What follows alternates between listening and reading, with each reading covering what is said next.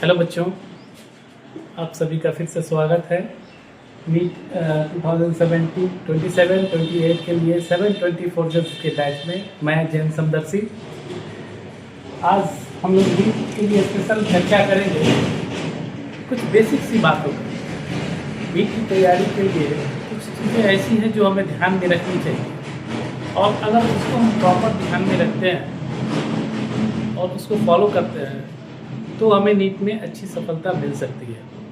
लेकिन कुछ बातें जो हमें उसके बारे में सीखनी है, ऑब्जर्वेशन करना है। एग्ज़ाम्स के बारे में भी ऑब्जर्वेशन, ऐसा नहीं कि बस उठाए नीट की तैयारी कर रहे हैं, बस पढ़े जा रहे हैं, सब्जेक्ट भी पढ़े जा रहे हैं, कोई भी सब्जेक्ट उठा लिए, फिजिक्स उठा लिए, कभी फिर थोड़ा सा लेंदी लगा वो केमिस्ट्री उठा लिए, फिर उसके बाद बायो उठा लिए, और प्रॉपर ढंग से किसी चीज़ को अगर नहीं कर पाते हैं तो हमारा सिलेबस कंपाइल नहीं होता, कंप्लीट नहीं होता, और एग्ज़ाम में भी हम अच्छा परफॉर्म नहीं कर पाते हैं। तो क्या करें?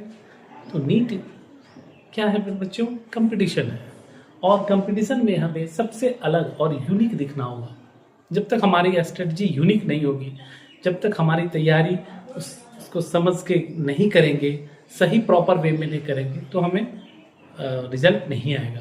तो सबसे पहले तो हमको अगर कुछ रिजल्ट पे अगर हम ध्यान दें, पिछले साल प्रीवियस ईयर के रिजल्ट्स पे ध्यान दें, तो देखेंगे 2025 इसमें रिजल्ट जो हुए थे नीट के, तो जनरल कैटेगरी में, ओबीसी में, एससी में, एसटी में, और जनरल कैंडिडेट में अप्रॉक्स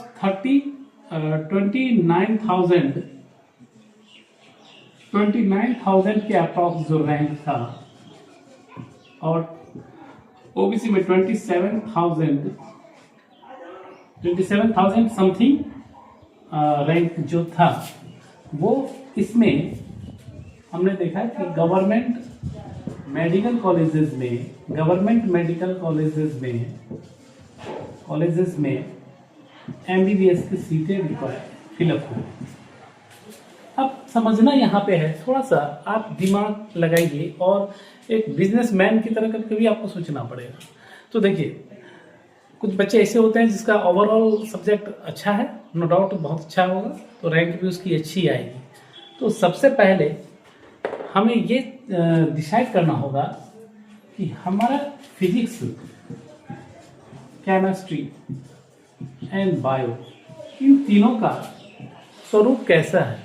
नीट में जो हमसे प्रश्न आएंगे तो ये तीनों का स्वरूप कैसा होगा, और हमें 12 या बोर्ड की तरह या मैट्रिक की तरह ऐसा नहीं है कि हमें मार्क्स सारे सब्जेक्ट में लाने हैं, जिसमें सारे सब्जेक्ट में पास होना ज़रूरी है, पासिंग मार्क्स लाना है, अदरवाइज हम फेल हो जाएंगे। तो हमारा ये बोर्ड का कॉन्सेप्ट यहाँ पे नहीं है, यहाँ पे कॉन्सेप्ट है ओवरऑल मार्क्स से। तो आप ये डिसाइड कीजिए, एज ए बिजनेसमैन डिसाइड करिए कि एक अच्छा बिजनेसमैन कौन होता है, जो प्रॉफिट देखता है, कि एक प्रॉफिट देखूं, अरे मुझे ये, हमें प्रॉफिट कमाने से मतलब है, तो वो चीज़ सब्जेक्ट चुनता है, वो चीज़ सब चुनता है जिससे उसको बेनिफिट ज़्यादा हो। तो हम भी एज ए बिजनेसमैन सोचेंगे पहले। तो कैसे सोचेंगे बिजनेसमैन, क्या सोचेंगे? तो बच्चों थोड़ा ध्यान देना है। जब आप साल भर प्रिपरेशन करते हैं, 11 से ही आपका ड्रीम होता है, और साल भर प्रिपरेशन करते हैं, मेहनत करते हैं, काफ़ी आपकी आशाएं होती है, और कंपटीशन इतना टफ है और ऑलमोस्ट होने भी जा रहा है, और जब आपका रिजल्ट आपके हिसाब से नहीं आता है, और नीट में अगर आप क्वालिफाइड नहीं होते हैं, आपको गवर्नमेंट कॉलेजेस नहीं मिलते हैं, या कोई रैंक नहीं मिलता है, तो आपको बहुत तकलीफ होती है। तो हम पहले ये क्यों ना डिसाइड करें कि कुछ ऐसा करें कि मेरा रैंक इसमें आ जाए, गवर्नमेंट कॉलेज लास्ट बॉटम ही सही, लेकिन वो मिल जाए। ये नहीं रहे कि यू आर नॉट सेलेक्टेड। सोचो बच्चों, कितना अच्छा लगता होगा नहीं, जब नीट का रिजल्ट हम लोग देखते हैं और उस पर आता है कि congratulation, you are got selected, your rank is AIR, ये दैट्स वाई। तो कितना अच्छा लगता है। तो लेकिन हमें पहले ये श्योर करना है कि हमारा रैंक आ जाए, हम क्वालिफाइड हो जाए। रैंक हमारी अच्छी आएगी, हमारी प्रिपरेशन अच्छी होगी। अगर हम बहुत अच्छे से तैयारी करेंगे तो रैंक मेरी अच्छी आएगी ऑटोमेटिक। लेकिन पहले श्योर तो करें कि हमारी रैंक तो आए, मेरा साल मिस नहीं हो, ईयर मिस नहीं हो। तो उसके लिए हमें इसे समझना जरूर, और अगर वो हम समझ लिए तो हम ये श्योर कर लें कि मेरी तो रैंक आनी ही आनी है। किसी की आए ना आए, मुझे गवर्नमेंट कॉलेज मिल जाएगा। लेकिन पहले उतना अपने आप को तैयार कर लें, पहले अपने आप को तैयार कर लें। कैसे तैयार कर लें, तो थोड़ा सा स्ट्रेटजी हम देखेंगे और समझने का कोशिश करेंगे। जैसे ओबीसी जनरल में 29,000 रैंक में लास्ट एमबीबीएस की सीट अलॉट हो गया था, और ओबीसी में 27,000 समथिंग की रैंक थी, जिसमें एमबीबीएस सेलेक्ट हो गया था। मार्क्स देखा गया 541 टू 600 के अप्रॉक्स में ये मार्क्स ऑब्टेन किया था इस लास्ट रैंक के अप्रॉक्स में। इस चीज को बच्चों समझो, 541 टू 600 मार्क्स ऑब्टेन किया था 27,000 के अप्रॉक्स में जो रैंक था उस बच्चे ने। अब इतना आपको पता है कि फिजिक्स के क्वेश्चंस कितने आते हैं, 45। Each of the question having equal mark 4 marks. Chemistry 45, bio 90। Bio के बच्चे ज्यादातर कहते हैं मेरा बायो बहुत अच्छा है। तो जब बायो अच्छा है तो आपका स्कोरिंग मैक्सिमम होना चाहिए। फिजिक्स थोड़ा टफ है, केमिस्ट्री थोड़ा लेंदी आ गया था, फिजिक्स 25 में टफ था। तो बायो के जो एक्सपीरियंस हैं, जो आपका बायो अपना सब्जेक्ट है, तो उसमें तो आपका स्कोर 90 प्लस होना चाहिए। अगर हम physics 45, chemistry 45 and bio 90 that's equal mark, not 360 mark. ये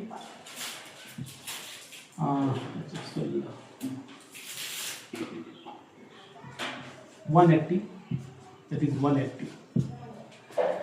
180 मार्क्स, 360 मार्क्स। अब अगर हम ये कहें कि हमें क्वालिफाइड हो जाना है, बस अपनी रैंक से केवल एक गवर्नमेंट मेडिकल कॉलेज में मिल जाए, चाहे नीचे से ही सही, तो नीचे से ही सही अगर मिल जाए तो इसके लिए हम क्या करेंगे, पहले तो मिनिमम इतने रैंक मार्क्स तो लाने की व्यवस्था कर लें।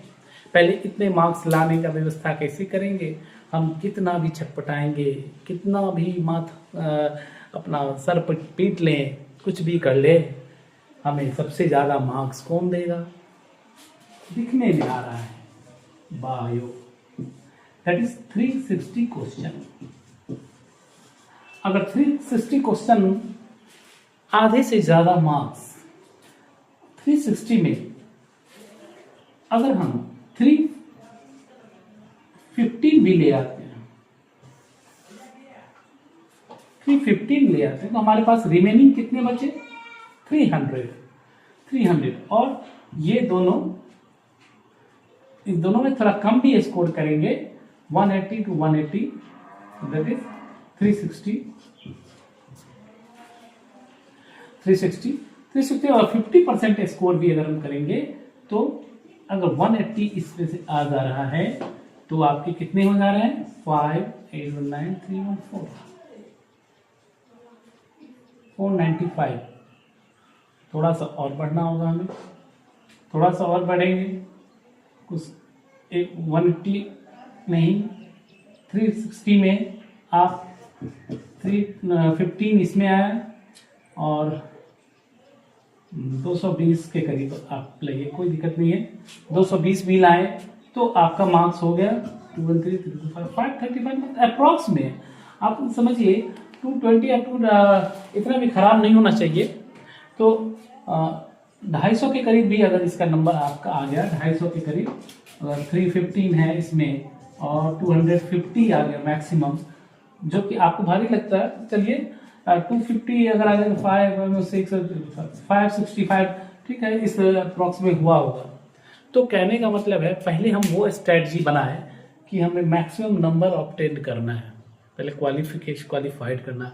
अगर हमारी फिजिक्स बहुत अच्छी है ना, केमिस्ट्री भी बहुत अच्छा परफॉर्मेंस है, नो डाउट आपकी रैंक बहुत अच्छी जाएगी। और रिजल्ट भी अच्छा आएगा, ऑल इंडिया रैंक भी अच्छी आएगी। लेकिन इन केस पहली बार हम ये श्योर तो करें, तो हमें मार्क्स ज़्यादा लाने हैं। और ज़्यादा मार्क्स कैसे लाएंगे बेटा? 360 बायो का क्वेश्चन है, बायो में थोड़ी प्रैक्टिस अच्छी करेंगे, गलतियां नहीं करेंगे, ऑब्जेक्टिव नहीं करेंगे गलतियां, क्योंकि इसमें निगेटिव मार्किंग्स है और निगेटिव मार्किंग हमें बहुत समझ के चलना होता है बेटा। अगर गलती किए तो 1- सही क्वेश्चन का भी लेके चला जाएगा, तो आपको बहुत संभल के इसमें करना है और मैक्सिमम स्कोरिंग करना है। बायो में मैक्सिमम स्कोरिंग करना है और फिजिक्स हमारा रैंक इवेलुएट करेगा। तो ये अगर आप स्ट्रेटजी बना लेते हैं तो हमें क्या करना होगा? बायो में अगर तैयारी अच्छी है तो हम मैक्सिमम प्रैक्टिस करेंगे। फिजिक्स में न्यूमेरिकल सेक्शन अगर मेरा कमजोर है तो न्यूमेरिकल की प्रैक्टिस ज़्यादा करेंगे एग्जाम्स के टाइम में, क्योंकि ये तो हमारा ऑलरेडी अच्छा है। तो और फिजिक्स में और केमिस्ट्री में जो हमारा वीक है उस पर हम ज़्यादा स्टेट आउट करेंगे और तब फिर जाके फर्दर हमें रैंक अचीव होगा। तो ये तो एक स्ट्रेटजी है। मैं ऐसा नहीं कह रहा कि आप बायो पे ही फोकस करें, फोकस आपको तीनों सब्जेक्ट पे इक्वली करना है, लेकिन पहले आप अपनी श्योर हो जाएं, अपनी रैंक को एश्योर करें कि आपको कोई गवर्नमेंट मेडिकल कॉलेज मिल जाए। हम आपका एक वाकया बताता हूँ। एक समय इससे पहले हर एक मेडिकल कॉलेज का अलग अलग एग्जाम होता था। BHU अलग एग्जाम लेता था, जिपमर अलग लेता था, एम्स अलग लेता था। उसी तरह इंजीनियरिंग का भी एग्जाम अलग अलग होता था। तो इंजीनियरिंग में भी CBSE ने एक पैटर्न बनाया। उस CBSE पैटर्न ने बनाया कि AIEEE का एग्जाम लेते थे और जितने भी बच्चे उसमें अपीयर होते थे सबको ओवरऑल रैंक देती थी, ओवरऑल रैंक जो ऑल इंडिया रैंक रहती थी AI। तो एक बच्चे ने दिया और उसकी तो वो बच्चे के घर जब मैं गया तो बच्चों उसके पेरेंट्स घर पे थे और उस समय उस लड़के का कॉल लेटर आया, कॉल लेटर नहीं मतलब रैंक लेटर आया, उसके घर पे आया। तो मैंने रैंक लेटर देखा और वो बच्चा ने भी देखा, बोला कि सर ये मेरा रैंक लेटर आया। तो मैंने कहा अच्छा ठीक है, क्या रैंक है जरा देखो। तो उस बच्चे ने अपनी रैंक निकाली और उस रैंक पे लिखा था, उसकी रैंक थी 3 लाख से 4 लाख था, 4,65,974। तो उसके रैंक पढ़ते ही उसके पापा ने कहा बेटा ये तुम्हारी रैंक है या इंडिया का बढ़ता हुआ पॉपुलेशन है? तो आप भी और सभी हंस पड़े। तो रैंक होना चाहिए। रैंक का मतलब है ये वो रैंक जो एक प्रेस्टिजियस हो, जो लगे कि हाँ आप क्वालिफाइड है, उसमें आपको कॉलेजेस गवर्नमेंट कॉलेज मिल जाए। ऑल इंडिया रैंक या पॉपुलेशन की तरह बढ़ता हुआ रैंक नहीं। तो हमें वो कोशिश करना है कि पहले हम क्वालिफाइड हो जाए, इसकी तैयारी करनी चाहिए और कोशिश रखनी चाहिए कि जो हमारा वीक सेक्शन है उसको उस पर थोड़ा स्ट्रेस ज़्यादा दे। और जो अच्छा है जैसे बायो अगर अच्छा है तो बायो में हम प्रैक्टिस करें, मैक्सिमम क्वेश्चंस का प्रैक्टिस करें। आपको मेरे चैनल्स पे हर टॉपिक का बना हुआ आपको मिलेगा, मैं वो वीडियो सब लिंक में डाल दूंगा और बनाऊंगा भी, हर एक टॉपिक का वीडियो बनाऊंगा।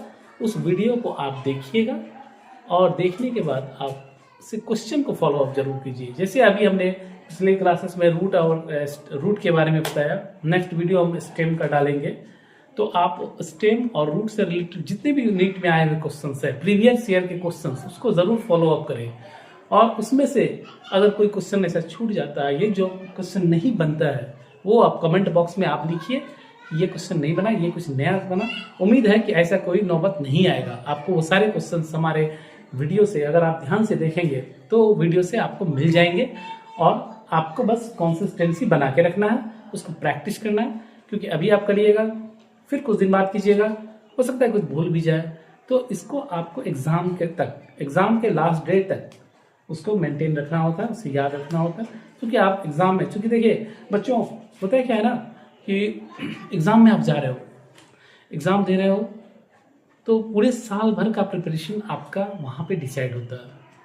तो साल भर का प्रिपरेशन डिसाइड होता है, तो आप जब तक अचानक से अगर कोई चीज़ करके जाइएगा तो आपको प्रेशराइज होगा। और अब जब रेगुलर करते रहेगा, उससे टेस्ट इवेलुएट करते रहिएगा, टेस्ट देते रहिएगा, क्वेश्चन बनाते रहिएगा, तो वो क्वेश्चन अगर आपको याद भी नहीं है तो क्वेश्चन जब देखिएगा तो आपको लगेगा अरे ये तो कुछ नहीं, ये तो मेरे नज़र के सामने से आया था, इस तरह का इसका ऑप्शन था, और वो सही हो जाएगा।